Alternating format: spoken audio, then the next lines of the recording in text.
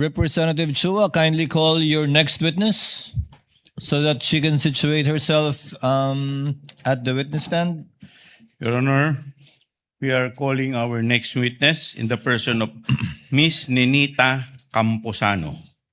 Ms. Nenita Camposano, you are directed to kindly proceed to the witness stand. Please remain standing. Clerk of Court is directed to subscribe the witness. Put the witness under oath, rather. Ms. Camposano, please raise your right hand. You, Ninita Camposano, do swear that the evidence you shall give in the case now pending between the Philippines and Vice President Sara Zimmerman Duterte shall be the truth, the whole truth, and nothing but the truth. So help you God. Kindly speak to the mic, ma'am, so that the stenographer can get your answer.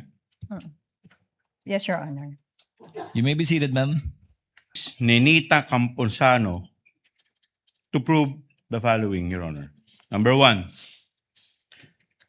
na si Miss Ninita Camposano ay isang retiradong empleyado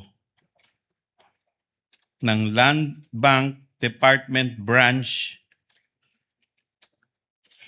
from May 2022 to September 2022. Ay 24, Your Honor.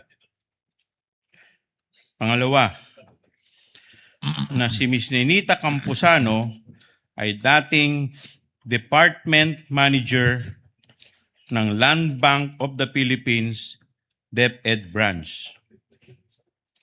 Ikatlo, Land Bank of the Philippines DepEd Branch ang nagproseso ng encashment ng 3 tseke na nagkakahalaga ng 37.5 million pesos bawat isa. Ang lahat ay pinasok sa account ng Department of Education with the following checks details, Your Honor. Number 1, Land Bank check number 0000000453 dated February 20, 2023 at payable sa isang Mr. Edward D. Fajarda for 37.5 million. Pangalawa, Land Bank check number 00000964 dated April 19, 2023 payable again sa isang Mr. Edward D. Fajarda for 37.5 million. Ikatlo, Land Bank check number 0000002250 dated July 11, 2023 payable sa isang Mr. Edward D. Fajarda for 37.5 million pesos. Ikaapat, na ang mga nasabing check, Your Honor, ay personal na in-encash ni Mr. Edward Fajarda bilang Special Disbursing Officer ng Department of Education noong February 22, 2023, April 26, 2023, at July 13, 2023.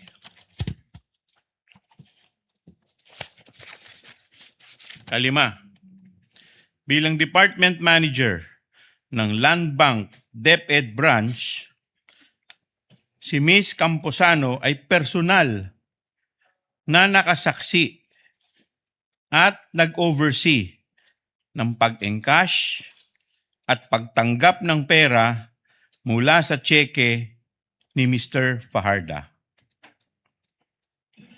Kaanim, iba pang mga bagay-bagay na may kinalaman at mahalaga dito sa impeachment case na may kaugnayan sa Article 1 on confidential funds at may relasyon sa mga nabanggit na dahilan. For comment, Your Honor. Counsel for the respondent, Attorney Poa. Thank you and good afternoon, Your Honors. Your Honors, again, for the purpose of expediency, Your Honors, the defense is willing to stipulate on the checks as well as the details on the face of the check, which would be the dates, the payee, the signatures therein, as well as the dorsal portion, and that the checks were verified. It went through the teller and that they were approved, Your Honors. How about the qualification of the witness as to being able to identify the checks that she was the former department manager and worked at Land Bank from May 2022 to September 2024? As the former branch manager, we are willing to stipulate as well as her ability to identify these checks, Your Honor. Having so stipulated, Chair would like, for the information of the Senator judges, kindly flash as I read the details of the check so that we are in agreement as to what is being stipulated to by the respondent. First is Land Bank check number 0000000453, payable to Edward D. Fajarda in the amount of 37.5 million, dated February 20, 2023, and encashed on February 22, 2023. Second is Land Bank check number 0000000964, payable to Edward D. Fajarda in the amount of 37,500,000 pesos, dated April 19, 2023, and encashed on April 26, 2023. And finally, Land Bank check number 0000002250, payable to Edward D. Fajarda in the amount of 37.5 million, dated July 11, 2023, and encashed on July 13, 2023. The respondent is stipulating as to the authenticity, due execution, and all the information contained in the face of the check, as well as the dorsal side of the check, including the verification made by the responsible bank officers as regards the payee and the disbursement of the amounts mentioned on the face of the check, as well as all of the stampings in the dorsal side of the check. This is a common exhibit of both parties. On the part, again for the record, on the part of the defense, it's P Roman numeral number 128E to P Roman numeral number 28E-1, and P Roman numeral number 28F to P Roman numeral number 128F1, P Roman numeral number 28G to P Roman numeral number 28G-1, and on the part of the defense, the respondent rather, it is exhibit D Roman numeral number 1112DE to D Roman numeral number 1112DE1 for check ending 453, and D Roman numeral number 1113DE and D Roman numeral number 1113DE-1 for check ending in 964, and D Roman numeral number 1114DE to D Roman numeral number 1114DE-1 for check ending 2250. Do you confirm, sir? We confirm that, Your Honor. Do you confirm, Representative Chua? We confirm, Your Honor. You may proceed accordingly, sir, given the stipulation and admission of the counsel for respondent One more, Your insofar Honor. as the other matters you wish this witness to prove. You may proceed, sir. Thank you, Your Honor. Your Honor, one more stipulation if the counsel, one more proposal if the counsel for the You may defense proceed, is sir. willing to stipulate, Your Honor. If they are willing to stipulate that the 3 land bank checks were funded by the Philippine Treasury for the account of the Department of Education, Office of the Secretary. We stipulate, Your Honor. Okay. So stipulated. So we will now proceed. Your You may Honor. now proceed to the other matters, counsel, and your reminder of the stipulations and admissions so that Yes. we save on the court's time. You may Yes, proceed, Your sir. Honor. Now, Madam Witness, pupunta tayo sa proseso ng encashment ng cheque. Now, Madam Witness, pwede bang malaman namin ano ang proseso ng encashment ng 3 cheque na nabanggit po kanina kung maalala po ninyo? Pare-parehas naman po ang proseso doon sa 3 tseke. So, ang una po ay tatawag po sa amin ng Cash Division ng DepEd para magpa-reserve ng pera.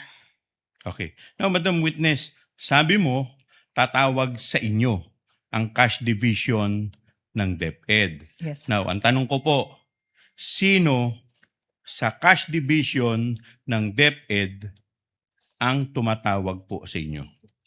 Ang tumatawag po sa akin ay si Miss Sonia De Leon po, ang Chief Admin po ng Cash Division ng Department of Education. Sonia. With the permission of Representative Chua, can you pronounce the name more distinctly, ma'am? Ano pong pangalan? Sonia? Sonia De Leon. De Leon. Yes, sir. Yes, Your Honor. D-E-L-E-O-N. Yes, Your Honor. You may proceed, Representative Chua. Thank you, Your Honor. So sabi mo, tatawag sa inyo. Sino sa inyo? Sa akin po. Okay. Now, Madam Witness, pwede pa namin malaman, paano mo nakilala itong si Miss Sonia De Leon ng Cash Division ng DepEd? Siya po ang head ng Cash Division ng DepEd at siya rin po ang palagi naming nakakausap regarding sa mga transactions po ng DepEd. Okay. Bakit kinakailangan tumawag ni Miss Sonia De Leon sa inyo po? Regarding sa encashment po. Yes, bakit kailangan niyang tumawag? Anong dahilan? Kasi po wala naman po kaming enough cash para dun sa mga cheque na mention. Kaya kailangan po niyan tumawag para i-reserve po namin. Okay.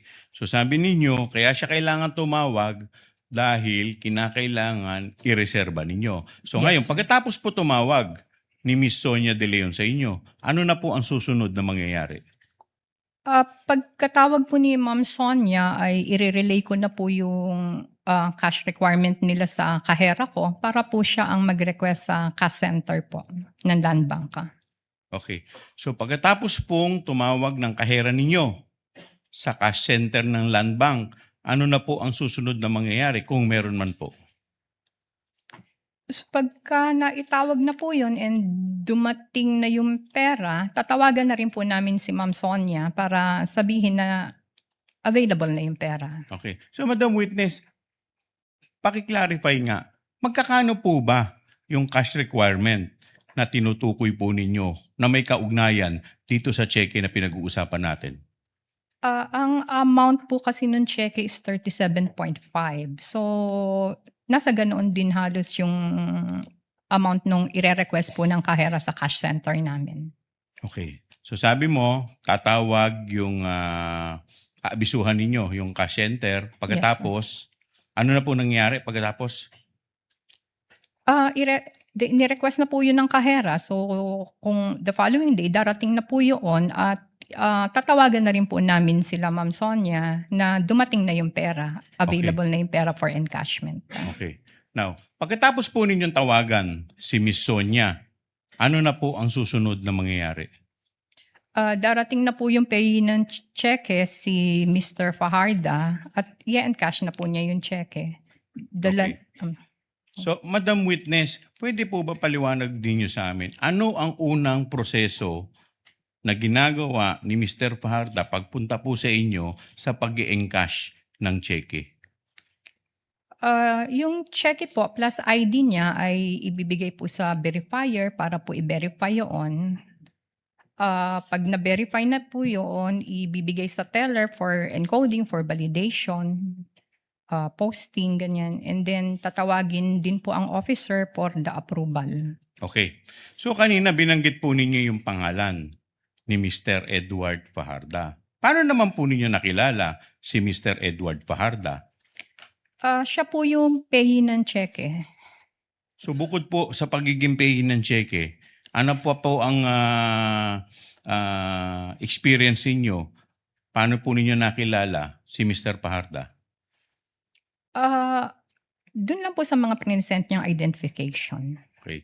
So, kailan po yung unang pagkakataon na nakilala o nakita ninyo si Mr. Edward Fajarda?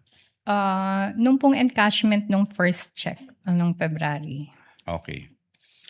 Now, Madam Witness, so pagkatapos, napirmahan na ng yung dulong-dulo, sabi po ninyo, na-approve na, napirmahan na. Ano na po yung susunod na mangyayari? Kung meron man po. Pagka po natapos na po yung proseso namin ng pag-validate ng cheque at pag-approve, tatawagin na po namin si Mr. Fajarda sa backroom. So, doon po i-release na po yung cash withdrawal, yung cash encashment. Okay. Doon sa backroom, Madam Witness, sino-sino mga nando doon, kung maalala po ninyo? Ang nahandun po ay ako, yung teller na magre-release ng pera, yung kahera po, si Mr. Fajarda, pagkatapos may isa pa po siyang kasama. Okay, ngayon, sabi mo may kasama pa si Mr. Fajarda. Yes, sir. Sino itong kasama niya kung kilala po ninyo? Hindi ko na po siya kilala, sir. Okay. Now, Madam Witness, sabi ninyo, i-release sa backroom yung pera. Yes, Okay, sir. so pagkatapos pong i-release ng teller, ano na po ang susunod na mangyayari? Kung alam po ninyo. Ilalagay na po yun ni Mr. Fajarda sa dala niyang bag. And then, lalabas na po sila dun sa may fire exit, sa may back door po namin. Okay. So, sabi ninyo, may dala si Mr. Fajarda na bag. Anong klaseng bag ba to, kung maalala mo? Hindi ko na siya actually ma-recall, sir. Basta Okay. may dalang bag. So, ilang bag ang dala ni Mr. Fajarda, kung maalala po ninyo? Ang recall ko po ay 2 bag. Dalawang bag. Pero, Okay. Now, Madam Witness, meron ba sa mga empleyado ng inyong bangko ang tumulong o nag-assist kay Mr. Fajarda at sa kasama niya papalabas sa bangko? wala po, sir. Okay. Bakit po wala? May policy po tayo na pagka nakuha na po ng kliyente ang pera, hands off na po ang bangko. Bakit po ganito ang polisiya ninyo? Para sa safety din po ng mga empleyado na parang last touch na kung ano man po ang mangyari dun sa pera after hawakan ng kliyente. Hindi na po namin sagot yun. Okay. Now, Madam Witness, kanina binabanggit ninyo, lumabas sila sa backroom. Yes, sir. Okay. Pag sinabi ninyong backroom, pwede po ba pakidescribe po ninyo saan po itong backroom na itong binabanggit po ninyo? Yung backroom po ng Land Bank DepEd branch ay sa may likod. Sa may likod po ng teller, sa may likod po. Okay. So doon po sila nag-withdraw ng pera at doon din sila lumabas. Yes, sir. Sa may May- fire exit. Ang ibig po ninyong sabihin, meron pong pinto doon sa backroom papalabas? Yes, sir. Okay. Now, Madam Witness, paglabas po nila dito po sa back exit na sinasabi po ninyo, meron pa po ba silang kasama na sumalubong sa kanila? Kung alam po ninyo. Paglabas po nila doon sa may back door, sa may fire exit, hindi na po namin sila nakikita, sir. Okay. Now, Madam Witness, kanina sinabi ninyo itong 3 cheque na binabanggit po natin. Now, magkakano po yung totality nito, netong 3 cheque na pinag-uusapan po natin? Tatlong ano po yan, tatlong 37.5. So, mga ano po, 112.5 million. Okay. No further question, Your Honor. Finished with direct cross counsel for respondent, attorney po. Your Honor, just 1 or 2 questions for cross. You may proceed, sir, with your cross-examination. Thank you, Your Honor. Madam Witness, kanina po, no, kayo po ay nakapagsabi na lumabas po sa fire exit sa backroom. Yes, sir. Lumabas po siya sa fire exit dahil po ang land bank ay actually nakadikit sa DepEd compound, hindi po ba? Yes, sir. At lumabas po siya doon para po sa kanyang safety siguro at hindi na po lumabas sa publiko pa dahil nasa loob na po ang DepEd. ng Yes. Objection, Your Honor. Incompetent. If As she an knows, answer. witness may answer. Only if you know, Madam Witness. The question again, sir? Lumabas po siya sa fire exit dahil safer po yon dahil nasa loob na po siya ng DepEd. Tama po ba? Yes, sir. No further questions, Your Honor. Redirect. No redirect, Your Honor. Any senator judge who wish to intervene or make interjections? Senator Judge Kiko Pangilinan, thereafter Senator Judge Risa Ontiveros. Thereafter, Senator Judge Amy Marcos. Thereafter, Senator Judge Joel Villanueva. You may proceed, Senator Judge Pangilinan. You have 2 minutes. Thank you, Ms. Witness. Sa usap sa iyong naging karanasan bilang bank manager at government agencies ang tinatransact, gaya ng natanong namin kanina ng ilang mga senador,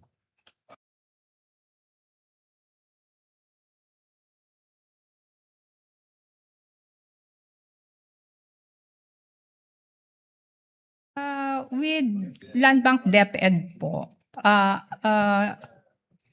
for government agencies, ano siya, unusual po ang amount ng pag-withdraw. so unusual.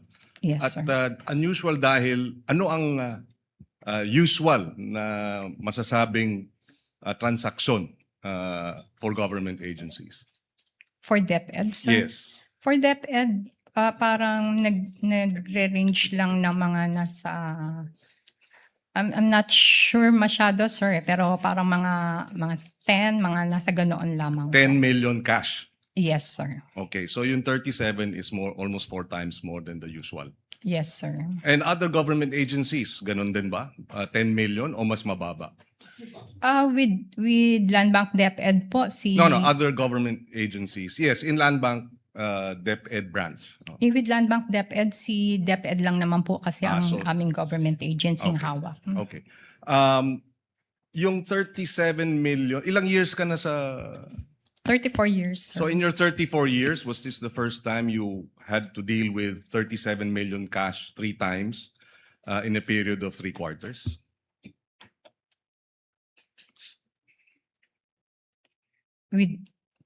With other government No, agencies. with the DepEd. With the DepEd, no, sir. Para ngayon lang po yung time na may encashment na ganun kalaki. So this is the first time for you to experience that kind of cash Yes. transaction. Yes, Your Honor. Okay. And not in the DepEd, you were also manager in other DepEd, in other land bank branches? Yes, sir. So in other land bank branches, when you were the manager, would you say the same, that walang ganyang kalaking mga transaksyon ang ibang mga government agencies involving cash? Meron naman po. Which government agencies would this be? Your Honor, baka may violation ako ng bank secrecy law if I mention. Well, hindi siguro, pero hindi mo naman babanggitin yung amounts at yung bank account number, just the agency. And I'm not asking for a specific amount, just which agencies may have transacted in huge amounts.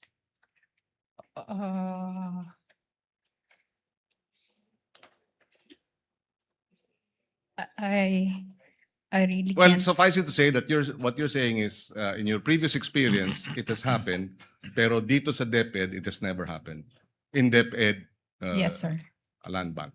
Okay, wala na po akong ibang tanong. Maraming salamat. Thank you. Thank you, Senator Judge Kiko. Senator Judge Risa Ontiveros is recognized for her interjections. You may proceed, ma'am, when you're ready. You have 2 minutes.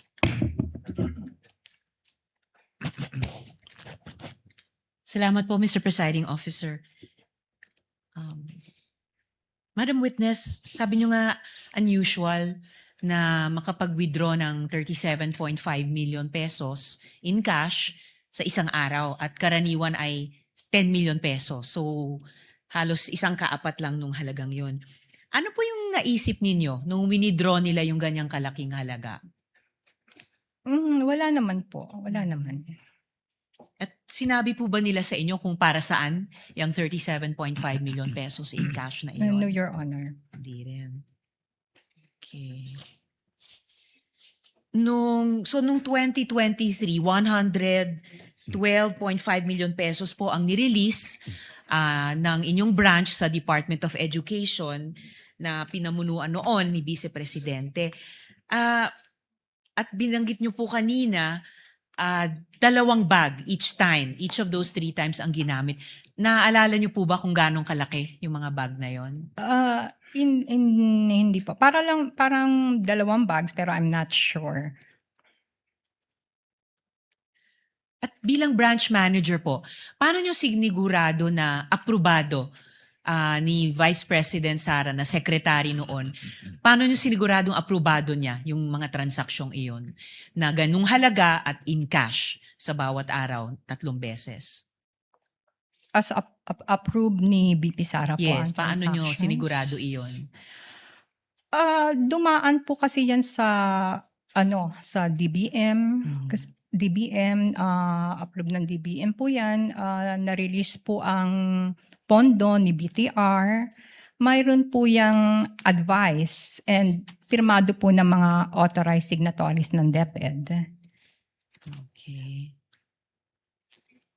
So dumaan sa DBM hanggang makarating po sa inyo yung mga cheque, ganung halaga, in cash, ini-encash nga po, and then inilalabas sa branch nyo sa tigalawang bag.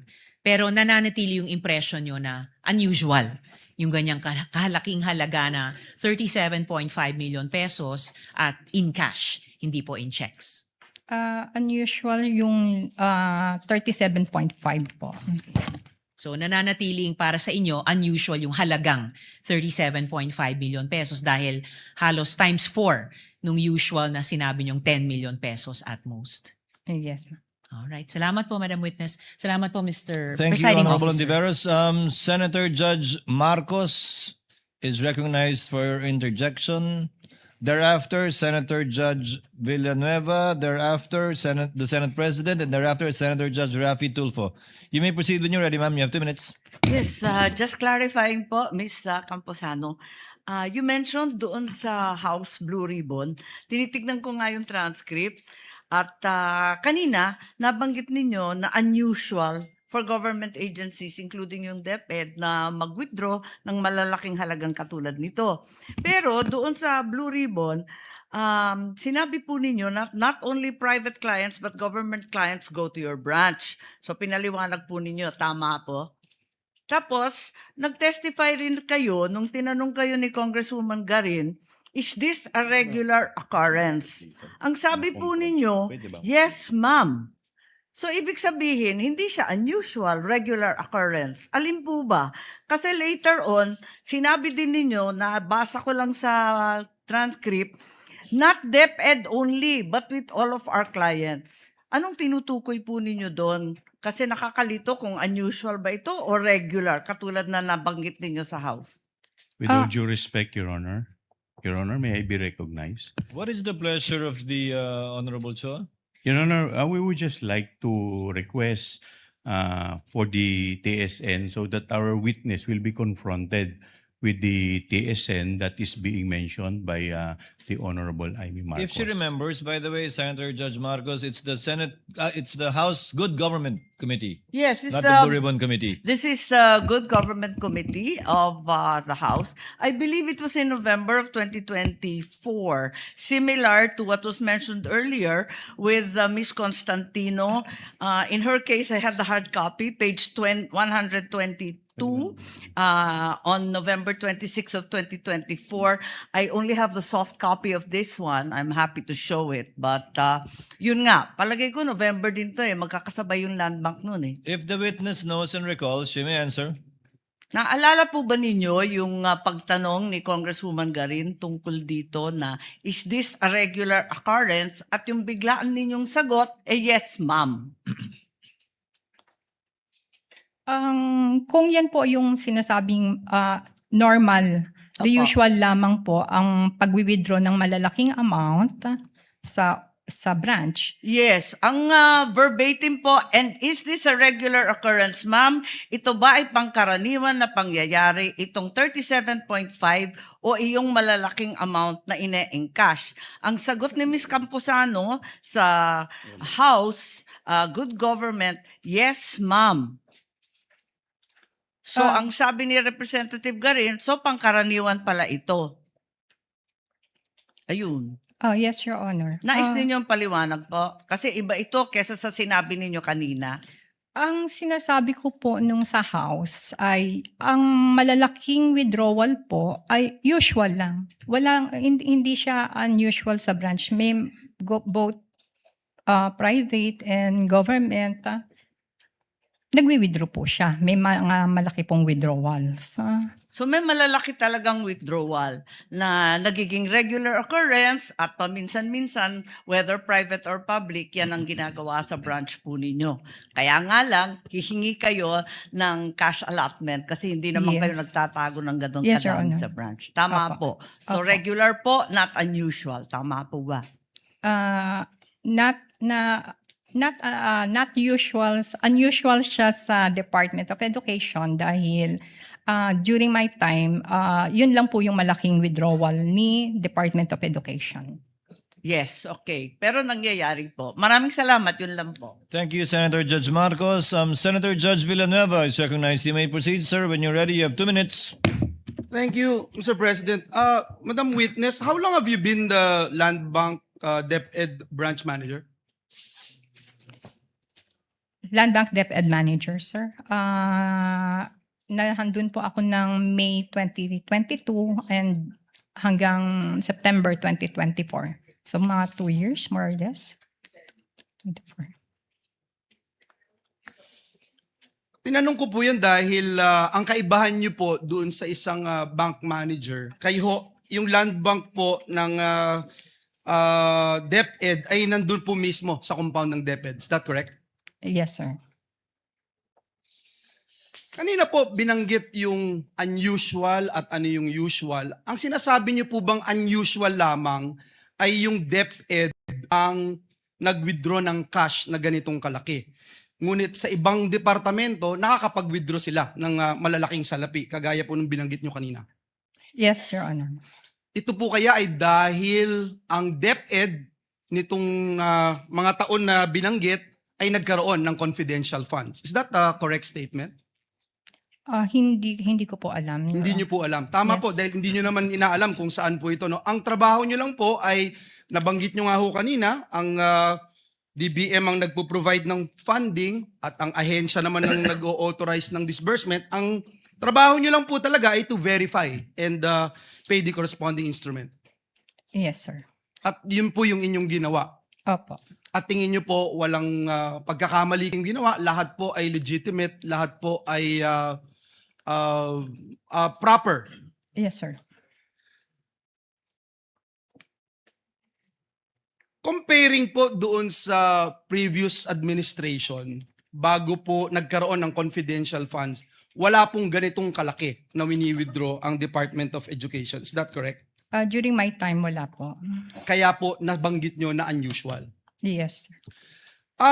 Dito po sa payee naman no ng individual officer as payee, masasabi niyo po ba na usual practice for checks of this nature to be made payable to a designated special disbursing officer who would personally receive the cash?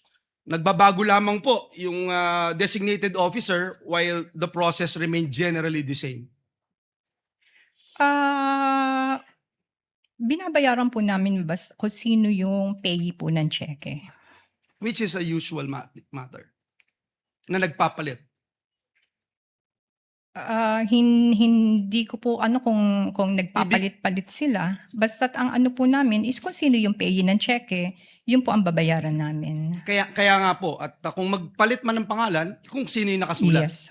Last question, when there is a change in the Department of Education Administration or in its authorized officers, yung land bank po ba require updated authorization, specimen signatures, designated contacts and other verification bago nyo po i-process yung transaction? Pagka po nagpalit ang mga authorized signatories po ng isang department, ng isang agency, humihingi po kami ng mga specimen signatures and letter na sila po ang mga authorized nating signatories. At itong requirements nito na-comply bago nyo po nirelease yung salapi. Yes. Maraming salamat, Madam Witness. Thank you, Senator Judge Villanueva. Our distinguished Senate President, Senator Gatchalian. You may proceed, sir, when you're ready. You have 2 minutes. Thank you, Mr. Presiding Officer. Magandang hapon, Ms. Camposano. Just some follow-up questions lang. Ano po yung mga transactions, typical transactions ng DepEd sa inyong branch? Mga encashment po. Anong Usually klaseng mga encashments? Mga encashment po ng usually mga overtimes or whatever po ng mga tao. So, mga payroll related. Yes, sir. Yung payroll related ba, cash ang ini-encash nila? Yes, sir. Gaano kalaki yon typically? Ang DepEd po kasi ay may payroll arrangement sa amin. So, kinikredit, nagpapadala lang po silang advice para ma-credit po yung payroll ng mga tao. Pero hindi siya cash na wini-withdraw. No, sir. Credit siya. Other than payroll, may iba pang mga ano pa yung mga ibang transactions ng DepEd sa inyong branch?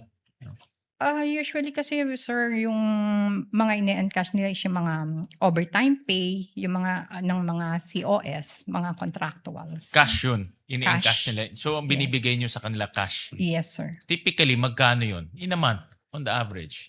So, ito for overtime ng mga empleyado. Tapos cash ang pinapa-encash sa inyo yung check. Tama? Yes, Your Honor. Typically, magkano yun in a month? Nung hindi ko na siya ma-recall pero More or less way lang. below. More or less 10 million, 20 million, No. mga magkano? 5 million, more or less. Baka yung total for the month. Baka For the mga month lang. Oo, mga hundreds lang siguro yun. 100 million? No, 100,000. 100,000. Yes. So 100,000 ang typical encashment for payroll. 100,000, 200. Mga ganoon lamang. 100,000. And then, rinig ko kanina na galing kayo sa ibang branch. No? Yes, sir. May experience rin kayo sa ibang government agencies. Meron po. Correct. Meron din ba kayong mga experience na ganito kalaking amount ang ini-encash ng isang government agency? As to amount, hindi ko na rin po siya matanda. Pero ang alam ko po, malaki rin po yung ini-encash ng ibang government agency. Ganito to a tune of 37.5 million. Around that vicinity. More or less siguro. More or less. So, meron ganyan na kayong na-experience sa pag-encash sa ibang branch. Yes, Your Honor. Tama po ba? And then, balik tayo dito sa DepEd.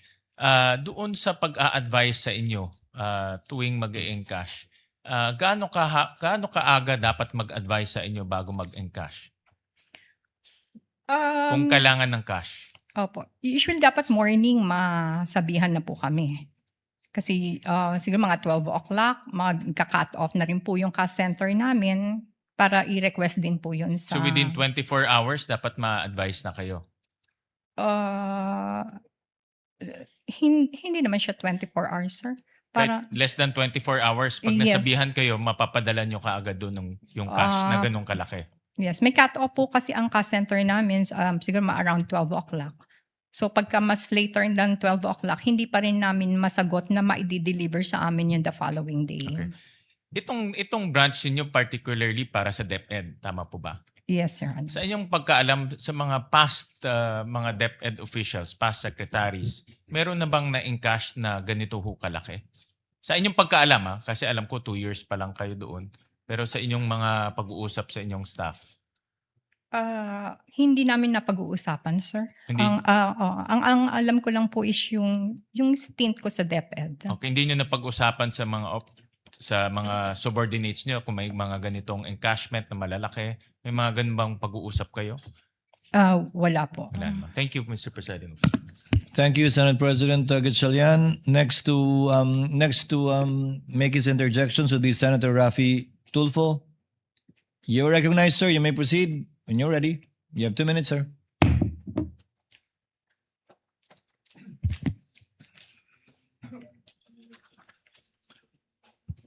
Madam Witness, ayon sa COA Circular 2015-01, pagdating sa disbursement ng confidential fund, ang authorized lang dapat talaga yung head ng agency or yung designated person ng agency na yon. You agree? And in this case, ang SDO is Edward Fajarda. Alam na natin, kanina pa natin pag-usapan. Correct? Yes, sir. Now, anong mga dokumentong sinumite sa Land Bank, DepEd Land Bank para magpapatunay na in fact talagang si Edward Fajarda ang designated SDO? Wala po. Wala. Wala po. Anong sabihin wala? So, walang dokumentong isinumite na dinedesignate si Fajarda ng head ng agency na yan para sabihin ito ang SDO. Ito yung maging katransaksyon nyo? Wala? Wala. Laway lang? Nagpunta po dun si Mr. Fajarda na siya yung payee at nag-present po siya ng identification. Of course, pero dapat meron siyang dokumento pinipresent na siya ang dinedesignate ng head ng agency na yon bilang SDO. Right? Wala po silang na-present Wala. sa amin. And then you honor it? Face value? Nagpakita lang siya ng dokumento. Ako si Fajarda at ako yung designated SDO just like that. And you said, okay. Yes, sir. Wow. No. Under the COA circular, it should only be the head of that agency who happens to be the VP. Or kung ayaw ni VP, magde-designate siya ng tao na maging SDO niya at meron siyang dokumento pipirman para ini-endorse niyang SDO na yon. Who happens to be Fajarda. And you said wala. So sinabi ni Fajarda, hello, ako si Fajarda, akong designated na SDO ng DepEd, and agad-agad pininiwalaan niyo. During the first encashment, na-mention po ni Ma'am Sonia na mag-e-encash si Mr. Fajarda. Pero parang hindi naman niya na-mention na SDO. No, ma'am. Ang ibig sabihin, dapat someone should have endorsed Fajarda as the SDO for the DepEd. Sabi mo, wala. So pumunta lang si Fajarda doon, presenta yung sarili niya, sinabi niya akong SDO ng DepEd, and then sabi niya, okay, sige. Yes. So hindi kayo sumunod doon sa patakaran ng COA circular? Wala pong na-present sa amin, sir. Wala. Okay, so paano niyo malaman kung si Fajarda talagang authorized na mag-withdraw o makipag-transact ng limpak-limpak na salapi sa Land Bank DepEd? As payee of the cheque, in-honor na po namin yun. As pay of the check. So sino ang tumatawag sa inyo para sabihin na si Fajarda pupunta dyan at mag-withdraw ng such and such amount of money day before or 2 days before? Si Miss Sonia De Leon po. Sino po si Sonia De Leon? Siya po ang head ng cash division ng DepEd. Okay, siya yung kilala niyong head cash division ng DepEd. Pero you know what, nagtataka pa rin ako na wala kayong hawak na dokumento na nagsasabing si Fajarda ang designated SDO coming from the head of that agency na pirmado. Wala. Wala, sir. Thank you, Madam. Your Honor. Thank you, Senator Judge Rafi. Actually, the chair would like to make a brief interjection. The payee of the check is Fajarda. Correct, ma'am? Yes, sir. So kung kanino nakapangalan yung check, doon yung ibibigay. Yes. Yung cash o Yes, kapalit Your yung check. Kung SDO man siya o hindi. Pero ayon sa COA Circular, SDO lamang ang pwedeng pangalanan ng mga ganyan cheque. Hindi niyo na po alam yung bagay na yan. Nag-ano lang po kami sa payee ng cheque, sir. Kung kaninong pangalan yung nakalagay doon, yun po ang sinusunod lang niya. Yes, Representative Chua. Yes, Your Honor. Thank you, Your Honor. Your Honor, the witness has no knowledge as to the designation of Mr. Fajarda and as to the purpose of the fund, Your Honor. As to being SDO, yes. I believe As, you will be presenting SDO. another witness for that. Yes, we are going to present another witness for that, Your Honor. Thank you, Your Honor. Duly noted. Senator Judge Aquino is recognized. You may proceed, sir, when you're ready. You have 2 minutes. Yes, before my line of questioning, gusto ko lang pong klaruhin rin po, ma'am. Alam niyo po ba na para sa confidential funds yung pondong yan? Hindi rin po, di ba? And you're not required to ask. Yes. Hindi rin kayo nagtatanong talaga. Yes. Okay. Pinag-uusapan ho kasi yung covered, suspicious, pati yung salitang unusual. Sa inyo pong pagkakaalam bilang isang bank manager, Ano po bang pinagkaiba ng covered transaction, suspicious transaction? Ang covered transaction po is automatic po yung inire-report sa AMLC.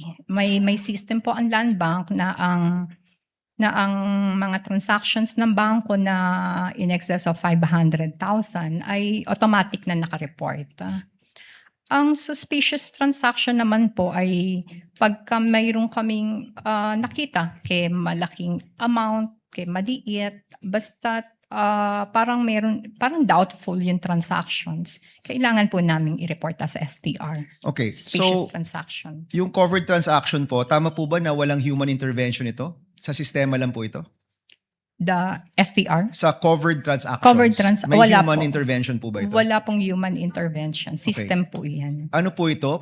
Papasok o palabas o encashment o basta kahit anong above 500,000? Yes, sir. Kahit na ano po above, in excess of 500, naka-report po siya. Okay, so we can safely assume that this transaction was covered.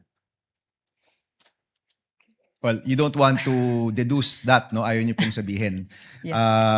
Yung suspicious, sino po ang nagde-determine na suspicious ang isang transaction? Who determines that? Sa amin po, sa branch, pagka po may napansin kami, ako po ang nagre-report niyan din. Kayo po, wala hong ibang pwedeng mag-report or ang branch manager lang po yung pwedeng mag-report? Ako kasi yung nagre-report, ako yung nagsasign ng report.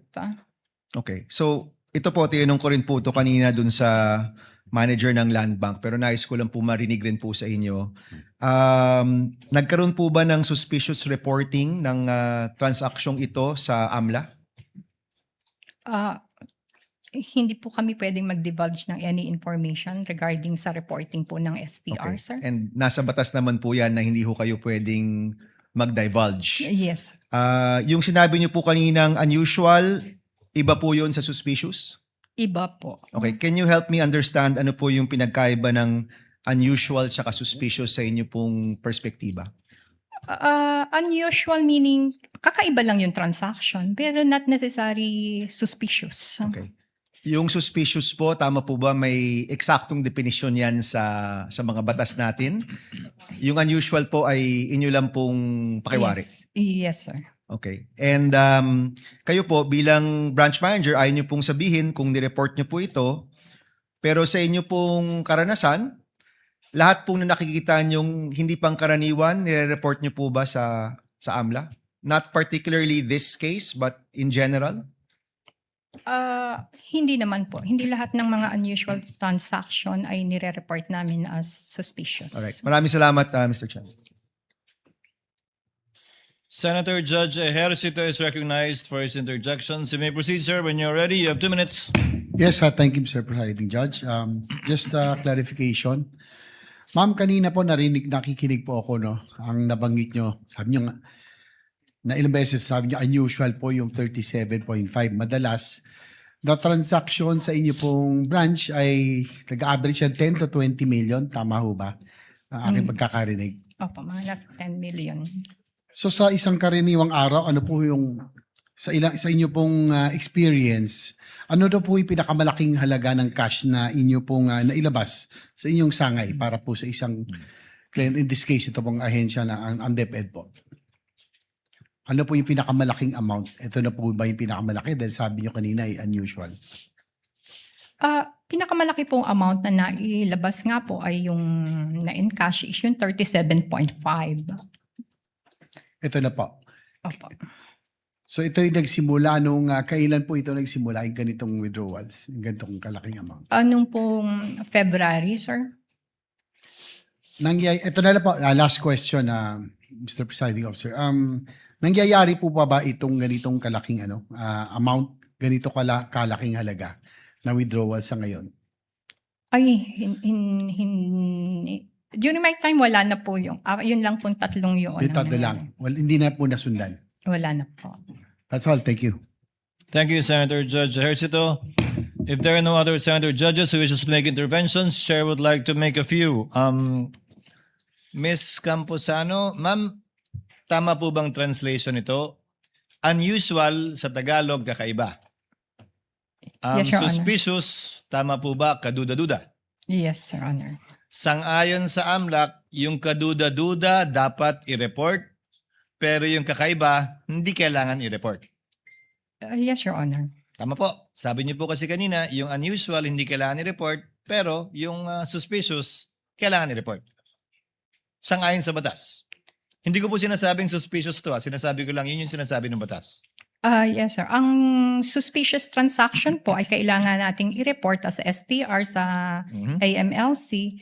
And yung unusual, kung unusual lang naman siya, but wala naman pong suspicious dun sa transaction, hindi po siya kailangan i-report. Isa na lang po katanungan, curious lang po ako. Sabi niyo po para pangalagaan ang kaligtasan ng inyong empleyado, hindi pwedeng ihatid ng sino mang empleyado ng bangko yung pinagbigyan ng pera, gaano man kalito, gaano kalaki, dahil kapag hawak niya na yon, kanya na yon. Tama po ba? Opo. Ibig sabihin po ba nun, pag na-withdraw na yung pera at hawak na ng depositor yung pera, pag may nang hold up ng bangko, matapos niyang mahawakan yung pera, saan na ho yung mawawalan, di na kayo? Ganun po ba yan? Hindi. Sa praktikalang usapan. Gayun din, paglabas niya ng bangko nyo, na hold up siya doon, hawak niya na eh. Wala na kayong pakialam, di ba? Kaya kayo may polisiya yung gano'n na bawal magatid. Dahil nga, pag hawak na niya, kanya na yon. Opo. Kanya na yon, pananagutan niya na yon, wala na kayong pakialam. Ano man ang mangyari doon? Yes, Your Honor. Mawala man yon, nakawin man yon, hold upin man yon, labas na kayo doon. Yes, Your Honor. That would be all, Ms. Campuzano. Are there any other interjections or interventions by any of the senator judges? One quick question. The Senate President is recognized. One quick question, Mr. Presiding Officer. Ms. Camposano, nasabi niyo kanina unusual. Pero may nasabi rin kayo kanina in your past experience na may government organization na naglabas ng pera ganang kalaki rin. Bakit unusual po sa DepEd pero hindi unusual dun sa government organization na yun? Usually kasi yung mga ibang agencies po para normal na from naglalabas sila ng ganoon. Ito pong kasing sa DepEd kaya ko po nasabing unusual is ito lang pong tatlong to ang nangyari. So in other words, doon sa ibang government agencies, madalas sila ganito kalaking amount ang lumalabas. Regular yun. Opo. Sa DepEd, hindi regular. Yes, Your Honor. Thank you, Mr. President. Senator Judge Lacson is recognized for his intervention. You may proceed, sir, when you're ready. Thank you, Mr. Presiding Officer. Further clarification lang. Binabasa ko po yung Anti-Money Laundering Act. Wala naman pong kaduda-duda nun eh. Either covered or suspicious. Pag covered, may threshold. Maski hindi suspicious, kailangan report kung above the threshold amount, which is 500. Wala po sa batas yung kaduda-duda eh. Either it's suspicious or covered Yes. transaction. Ang ano kasi yon, sir, pagka ang covered transaction, automatic pong naka-report siya Yes. as covered transaction Above the threshold. in excess of 500,000. Sa suspicious transaction po, parang nagkaroon po tayo ng doubt, di ba? And then inimbestigahan po natin at yung pong sa investigasyon natin ay hindi siya pumasa. Pero- Suspicious pa Sige rin po. po siya. So that's when kami magre-report as suspicious transaction. Pero there's no such thing in the law na doubtful or kaduda-duda. Unusual. It's just covered or suspicious. Suspicious. So parang nagduda ka and inimbestigahan. Walang middle layer, ibig sabihin. Yes. Pag above the threshold, tapos covered institution, like casinos, real estate, automatic i-report nyo kasi covered Yes. institution. Yes. Ngayon, ordinary depositor, pumunta sa bangko, nag-deposit o nag-withdraw ng more than 500, that's above the threshold, it becomes a covered transaction. Yes, sir. So wala akong kaduda-duda. Yes, sir. Suspicious lang. Wala yung middle. It's either you categorize it into covered or suspicious. Wag na ho tayo mag-usap ng kaduda-duda, basta, or unusual pala, sorry. Wag na natin pag-usapan yung unusual. Either kaduda-duda lang or covered. Yes, sir. Thank you. Senator Judge Villanueva for his second round. Yes, no, Mr. President, just a short interjection. I was looking at the BSP circular number 1215. And in this circular of the Bangko Sentral ng Pilipinas, it says here, a transaction is considered unusual when it shows patterns that are inconsistent with the account owner's usual behavior, is not commensurate with the known business or financial capacity of the account owner, or deviates from the account owner's profile. So, naintindihan niyo po ito when you say unusual, di po ba? Pumapasok po dito sa BSP circular. Again, sir? Whenever you said that this is unusual, pumapasok po o dito sa kategoryang ito pumapasok ng BSP circular 1215, yung binabanggit po ninyo. Na, ang transaksyon ay considered unusual kung ito po ay nagpapakita ng patterns that are inconsistent with the account owner's usual behavior. So kaya po siya unusual, sir. Yun nga po, kaya tinatanong ko po kayo, Yes, whenever sir. you say this, na it's unusual, dahil pumapasok po siya sa kategoryang ito. Yes, sir. Salamat po, Ginoong Pangulo. Senator Judge Lacson is recognized. Medyo na-confuse lang ako kanina. I did not mean kaduda-duda, but yung unusual na sinasabi kong wala. Yes. Thank you. Kasi yung kaduda-duda na mistook ko as unusual. So, Ako na po yung nag-translate nun. Suspicious equals kaduda-duda, unusual kakaiba.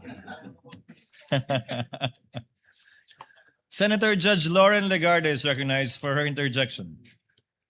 You may proceed, ma'am, when you're ready, and you have 2 minutes. Just very briefly, thank you, Mr. Presiding Officer.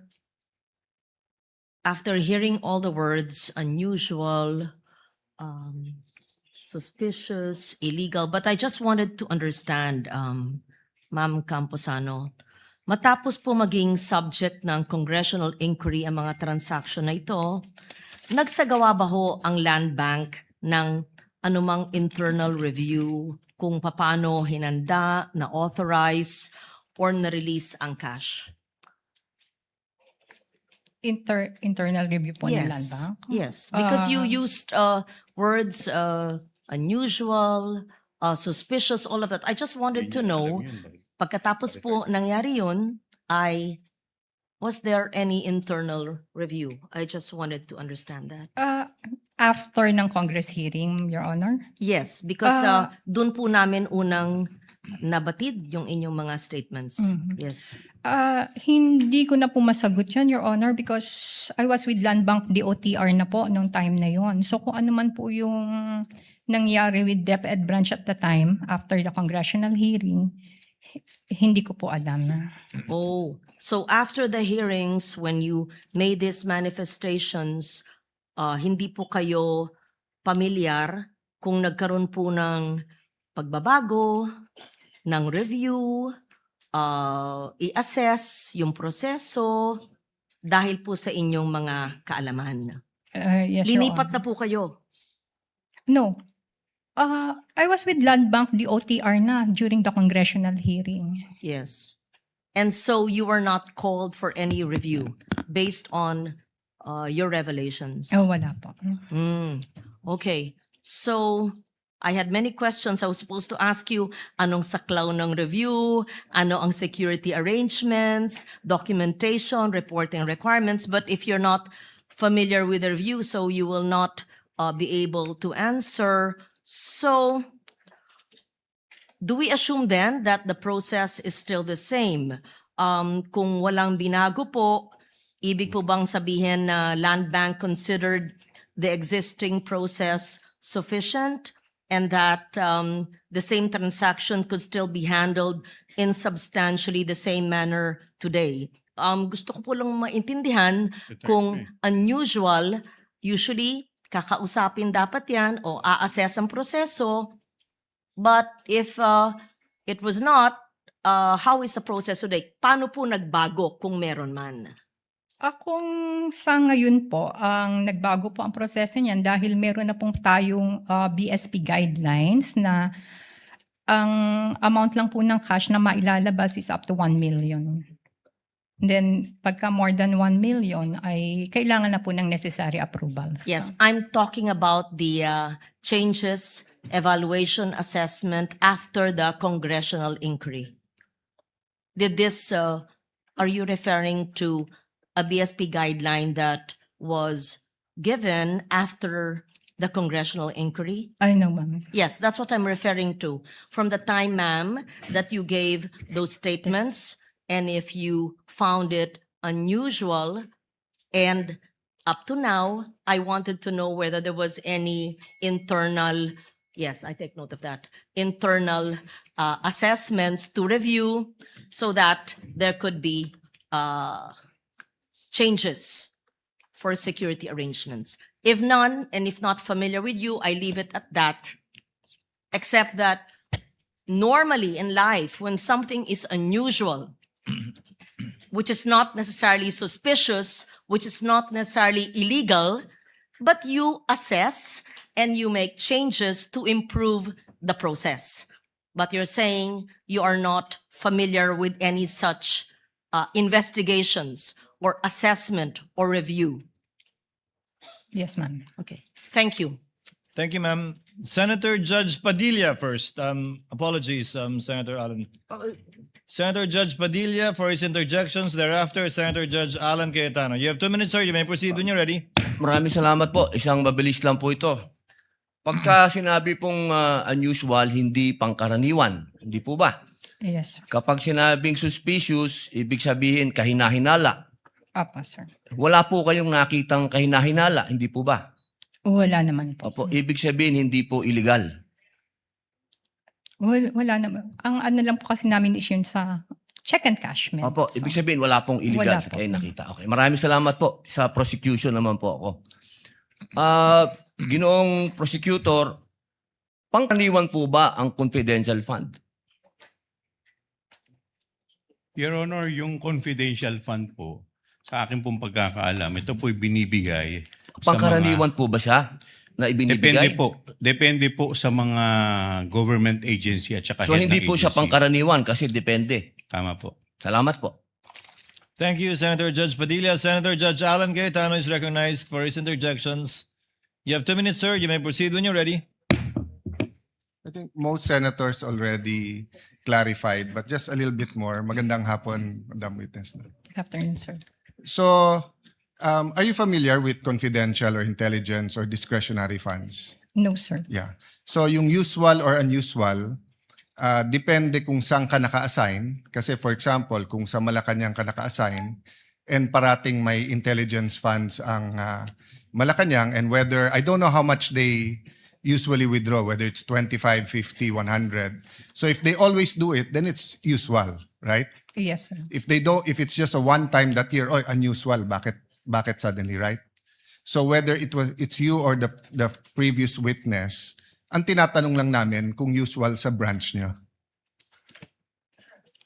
Di ba in your case kasi you've been assigned to different branches handling different agencies, but not all agencies have confidential funds. So Yes. so yung pag tinanong sa usual, you're just being honest kung again, kung if it's usual or not usual or unusual, right? Yes, sir. Or put it another way, di ba? If you're a kind of person that you love everyone, then I'm first time ko pumunta sa branch mo, I love Alan, then it's usual. Di ba? Sabi nga ni Tom Jones, it's not unusual to be loved by you. Di ba? Kung yun ang usual. If you're the type of person naman that you don't like anyone, then suddenly I go to your branch, sasabihin naman ng mga tao doon, ma'am, medyo unusual, ba't mo nagustuhan siya? Di ba? So I think yun din yung isang clarify ni Senator Tulfo, ni Senator Lacson, etc. Na iba yung suspicious and covered kasi may legal implications yon. Yung usual, unusual, we're just trying to get to the truth of what's happening here. So the other point what I want to make is that siguro sa prosecution ko na to itanong dahil we're all legislators here, Honorable Chua, no? Is it usual for DepEd to have confidential funds. Your Honor, I believe that this is the first time that Yes. DepEd received confidential Yes, funds, Your in Honor. fact, here in the Senate, in caucus, ako lang halos ang nag-object. I think 2 lang kami o 3. Ang sinabi ko nun sa chairman namin ng Committee in Finance, if the Vice President needs that amount, let's put it all in OVP, same amount na nire-request niya kasi at least dun usually naman talaga meron kasi nga or pwede kasi Vice President siya. And then kung siya ay nasa Security Council or kung siya ay nasa any law enforcement, ang argument ko noon, if you put it in DepEd, paano pag napalitan yung secretary? Will we continue it, etc.? So anyway, I just agree with the other senators here that as we go along, let's help the public understand the difference between covered, suspicious, and usual, unusual. Para lang walang conclusions that are made that are prejudicial to either the prosecution or the defense. Thank you. Thank you, Thank you. Presiding Thank you, Officer. Senator Judge Cayetano.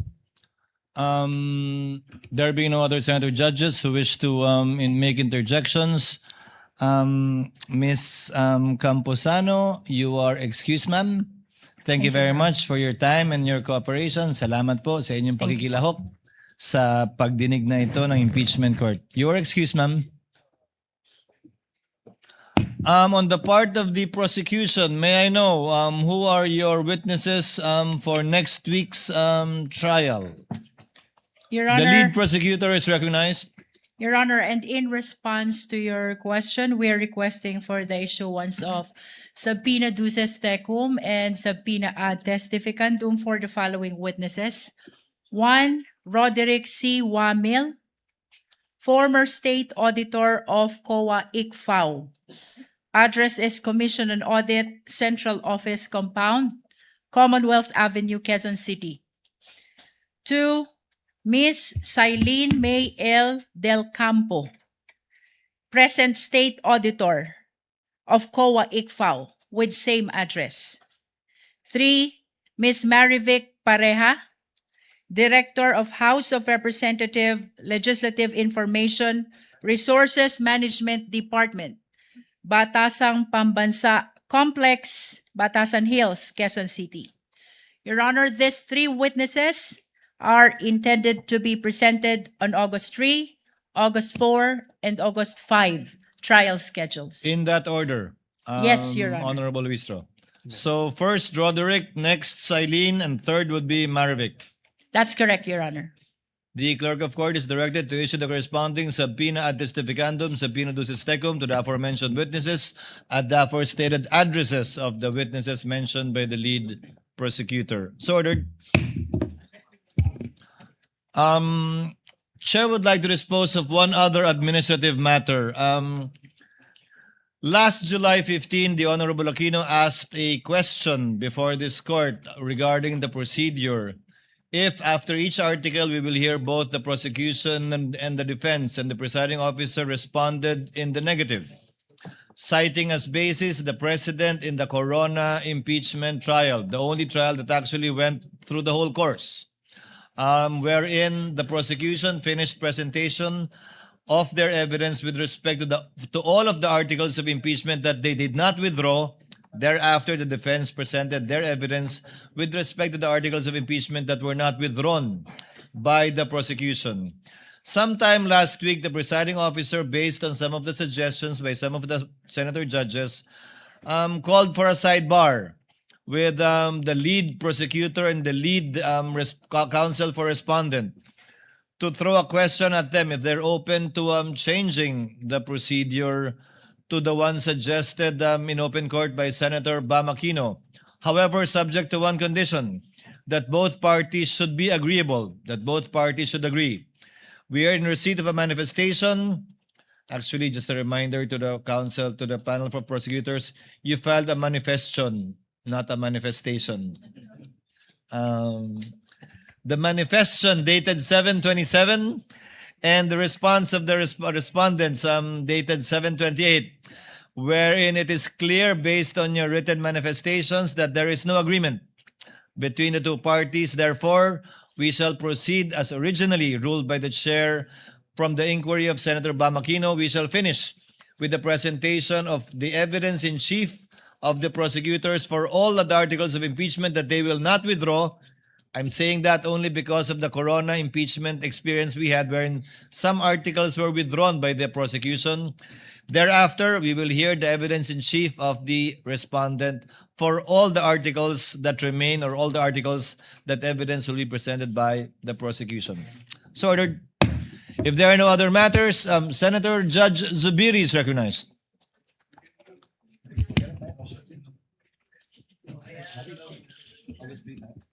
Mr. President, Mr. Presiding Officer, there is just a request from most of our colleagues here that if we can adjust our schedule in the mornings to 10:30 in the morning till 3:30 in the afternoon. Because the minority leader who comes from Bikutan, inaabutan po siya ng traffic pag maaga. Ganun din ang haba ng biyahe niya. So baka pwede naman ma-adjust natin ng 10:30 ng umaga and then 3:30 ng hapon tayo matapos at 4 o'clock tayo mag-session. Kasi anyway, ililipat lang naman natin yung mga lamesa. Madali naman yan gawin. You don't need 1 hour to ano. That is the first question. I have a second question. The second question is, may we start our legislative session today earlier? We will respond to At 3 both. o'clock. Thank you, Mr. President. Senator Lapid would like to amend that a bit. If we can start at 10:30 and end at 2:30 so that we can begin our session regularly at 3. Senator Judge Senate Lacson. President, Mr. Presiding Officer, ikokos na lang po natin yung first manifestation ni Majority Leader.